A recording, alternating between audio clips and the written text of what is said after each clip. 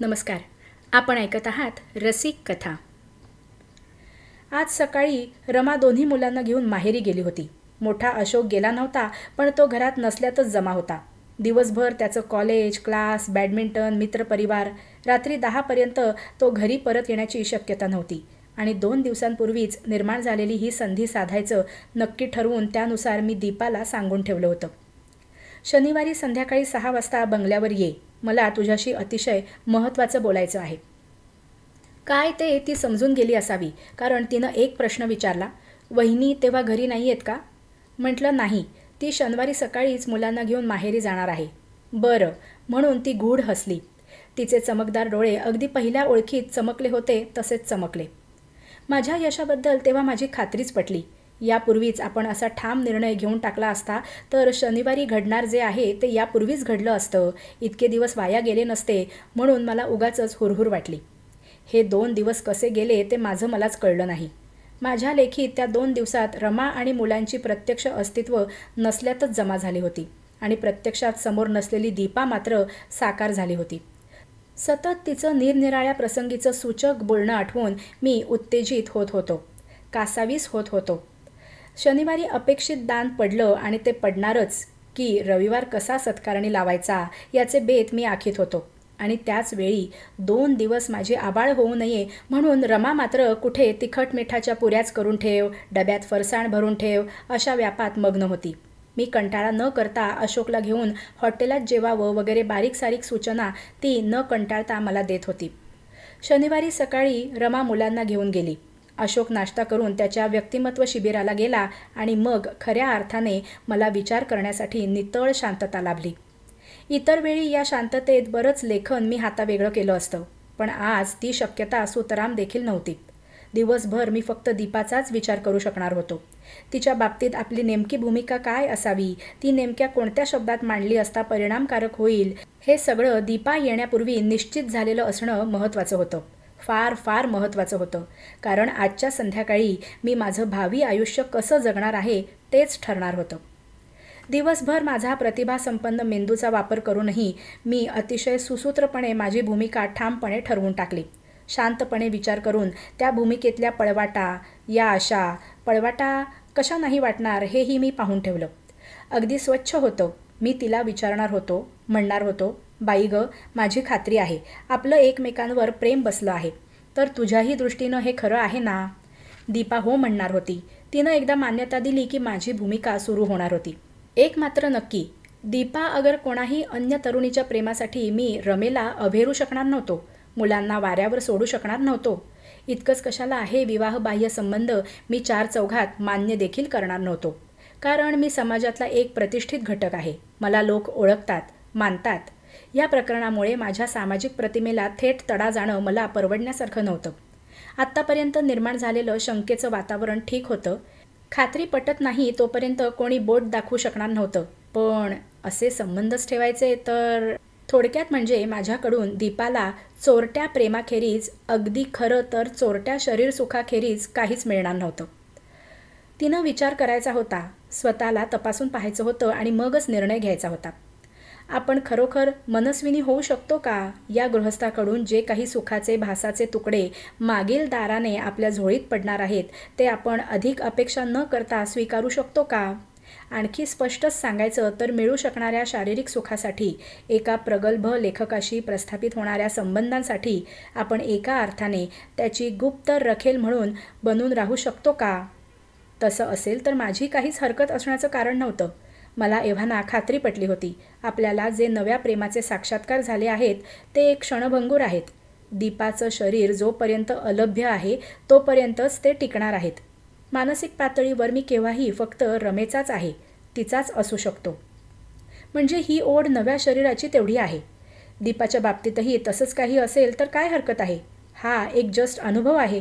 तो घेण्यापूर्वी दीपाला आपण आपली भूमिका स्पष्ट करून सांगणार आहोत. इथे फसवणूक नाही, आशेला लावणं तर नाहीच नाही. मग काय हरकत आहे? आता मी जे कबूल करतो आहे ते अगदी साध्या सरळ शब्दात मी हे दीपाला असं सांगणार नव्हतो. तिला हेच सांगण्यासाठी मी वेगळे शब्द, वेगळी भाषा प्रयत्नपूर्वक योजून ठेवली होती. आणि दिलेल्या वेळाआधीच दीपा आली.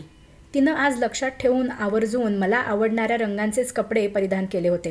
त्यांना साजेसं मॅचिंग होतं. आज सकाळी ती न्हायलेली दिसत होती. थोड्याशा हालचालीनं देखील तिचे केस अलगद भुरभुरत होते.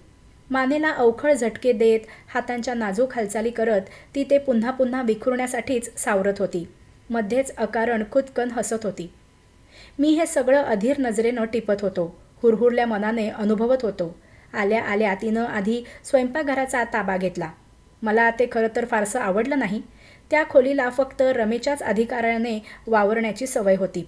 कोणी एक दीपा त्या जागी मी कल्पना देखील करू शकत नव्हतो. पण आज दीपाला सारे गुन्हे माफ होते. या गृहाची ती या क्षणी तरी स्वामिनी होती. तिनं माझ्यासाठी चहा बनवला. डबे शोधून बिस्किटं, फरसाणाची डिश तयार करून माझ्या टेबलावर सादर केली. तिला ती सेवा करण्यात काही विशिष्ट आनंद लाभत असावा हे लक्षात येऊन मी गप्प बसलो. तिनं पत्नीच्या अधिकाराने थोडी आवराआवर देखील केली. मुख्य खोल्यांमधला केर कचराही काढला. सगळं निस्तरून ती पत्नीच्याच सहजतेनं टॉवेलला हात टिपत माझ्या खोलीत आली.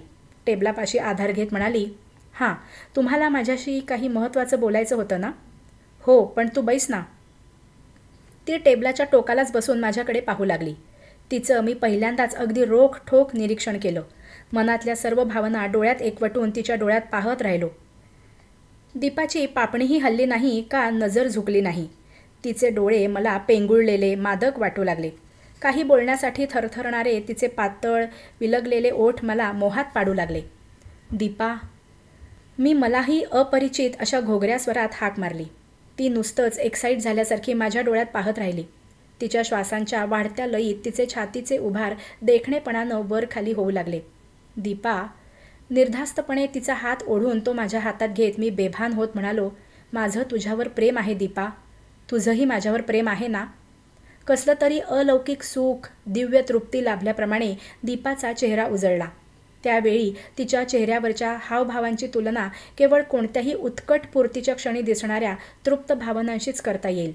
दुसऱ्या क्षणी माझ्या हातातून आपला हात अलगदपणे सोडवून घेत ती थरथरत्या आवाजात म्हणाली, तुमचा काहीतरी गैरसमज झाला आहे दा. निदान तुमच्याकडून तरी मी ही अशी अपेक्षा केली नव्हती. त्या दृष्टिकोनातून मी कधीच तुमच्याकडे पाहिलं नव्हतं, पाहू शकणारही नाही. माझी त्यावेळची बधीर मनस्थिती मी लेखक असूनही वर्णन करू शकत नाही. प्रचंड मुका मार बसल्याने शरीराचा भाग क्षणार्धात संवेदनाहीन व्हावा, त्या क्षणी शरीराच्या त्या भागापुरता वेदनांचा अर्थच कळू नये, तसला काहीसा त्याचा बराच पुढचा प्रकार असावा तो. दीपाचा नकार इतका अनपेक्षित आणि अचानक होता की तिनं तो दिला आहे हे समजायलाही मला खूप वेळ लागला. मन ठार बोथटून गेलं. मेंदू अपस्माराने जर्जर झाल्याप्रमाणे सुन्न बधीर होऊन गेला. त्या प्रचंड धक्क्यातून मी सावरलो तेव्हा लक्षात आलं, दीपाने चक्क आपल्या प्रेमाचा अव्हेर केला आहे. आणि आता ती म्हणत होती, फॉरगेट इट दा, तुमची त्यात काही चूक नाही. शेवटी तुम्हीही माणूसच आहात. पण लेखक आणि माणूस या दोन भूमिकांमध्ये तुमचीही गल्लत व्हावी, आय नेव्हर एक्सपेक्ट धिस.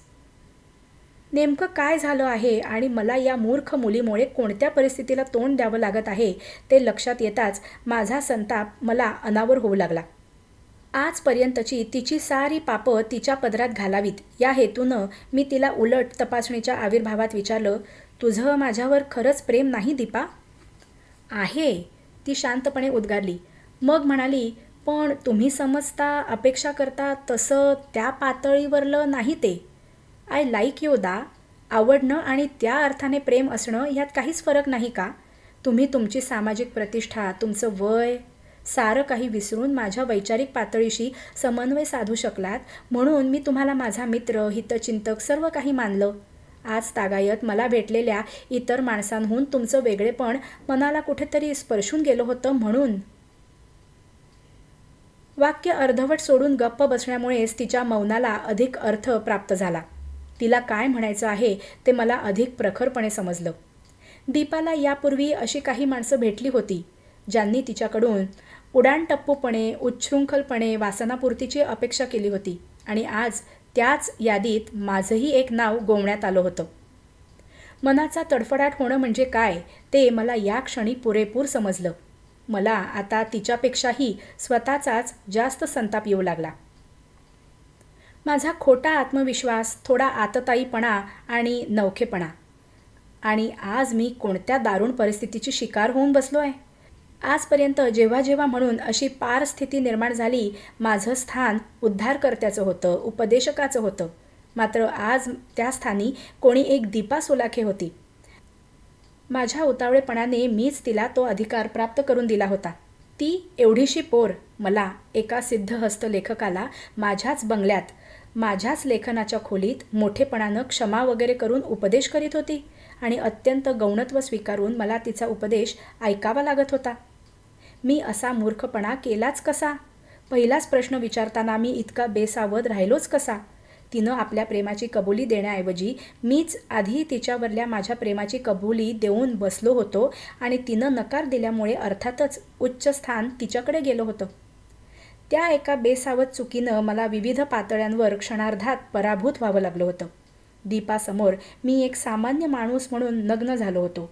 कशात काही नसताना, कोणतंही फळ न मिळताच मी रमेशशी प्रतारणा केली होती. आजपर्यंत माणसाची पारख करण्याबाबत मला स्वतःचा जो अभिमान वाटत आला होता, या पोरीनं त्याला पार ठिकऱ्यात उडवलं होतं. अगदीच मूर्खपणा झाला होता तो. नुकतंच तारुण्यात पदार्पण केलेला युवकच या पद्धतीत मूर्ख ठरू शकेल. तुम्ही वाईट वाटून घेऊ नका, विसरून जा. दीपा पुन्हा पुन्हा मला तेच सांगत होती. तुमचा काही दोष नसेलही कदाचित.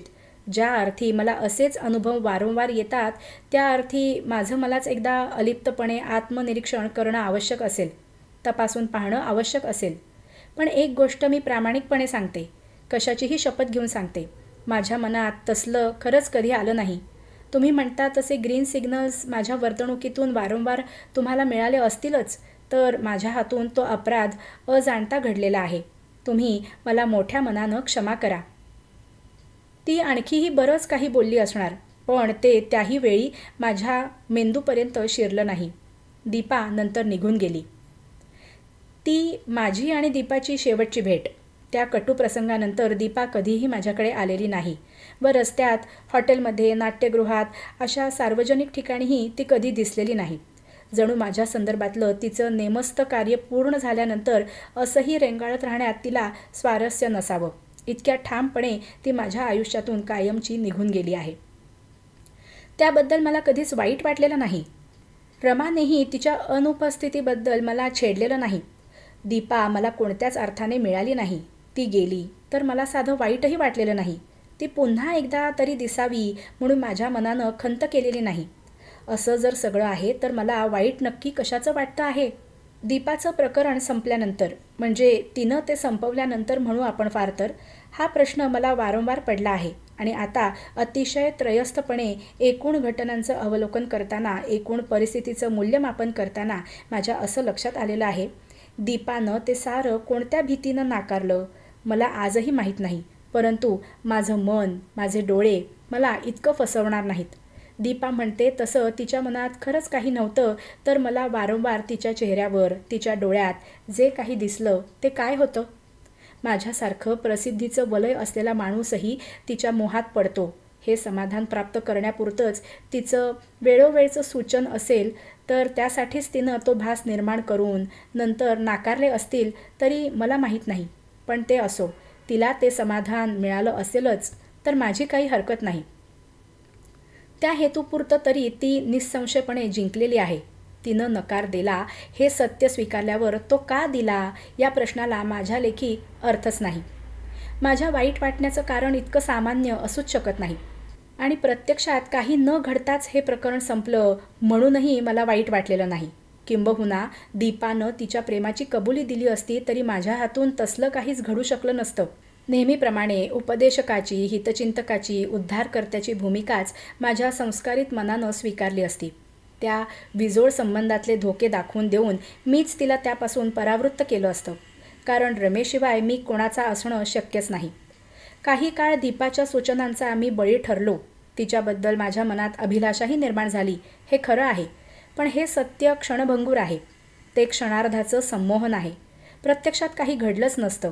मी दुखावला गेलो ते यासाठी नाही. माझ्या आतताईपणामुळे त्यावेळी आम्हा दोघांच्या भूमिकांची जी आदलाबदल झाली तीच मला जास्त क्लेशदायी वाटते आहे. त्याचे अपरिहार्य परिणाम म्हणून मी दीपाच्या त्या तथाकथित यादीत गोवला गेलो. रमेशशी मी मानसिक स्तरावर प्रतारणा केली आणि दीपा सुलाखे नावाच्या एका अननुभवी तरुणीनं, एका यःकश्चित दुय्यम नटीनं आपले सारे अनुभव, आडाखे, खुजे ठरवून परिस्थितीवर पर्यायाने माझ्यासारख्या लेखकावर वर्चस्व प्रस्थापित करावं, हे मला सर्वात तीव्रतेनं लागलं आहे. या प्रकरणात काही कारण नसताना तिच्या त्या भूमिकेमुळे माणूस म्हणूनही मला थिटेपण स्वीकारावं लागलं आणि लेखक म्हणूनही. माझं दुःख, माझी खंत खरीही आहे, अन्यथा कोण एक ती दीपा सुलाखे. नाव आय कांट फॉरगेट हर. जेव्हा जेव्हा माणसाची पारख करण्याच्या बाबतीत माझ्या चातुर्याची तारीफ केली जाईल, मला दीपा आठवेल. जेव्हा जेव्हा रमेच्या नेत्रात पाहत मी तिला माझ्या तिच्यावरल्या एकव्रती प्रेमाची ग्वाही देईन, तेव्हा मला दीपा आठवेल. जेव्हा जेव्हा कोणी तरुणी माझ्या प्रेमळ पितृतुल्य उपदेशानं भारावून जाऊन महान माणूस म्हणून माझे पाय स्पर्शण्यासाठी वाकेल, मला दीपा आठवेल. जेव्हा जेव्हा मी लेखनाच्या टेबलापाशी येईन, मला दीपा आठवेल. मला दीपा आठवेल. या ना त्या कारणाने प्रत्येक चांगल्या प्रसंगी ती मला आठवत राहील आणि यापुढचा माझा कोणताही अभिमान, कोणताही आनंद, कोणतीही अनुभूती विशुद्ध, निर्मळ नसेल. हे माझं दुःख आहे. खरंच तू असं का केलंस दीपा? माझा तपोभंग करण्यापुरतं तुला कोणी बरं पाठवलं? धन्यवाद.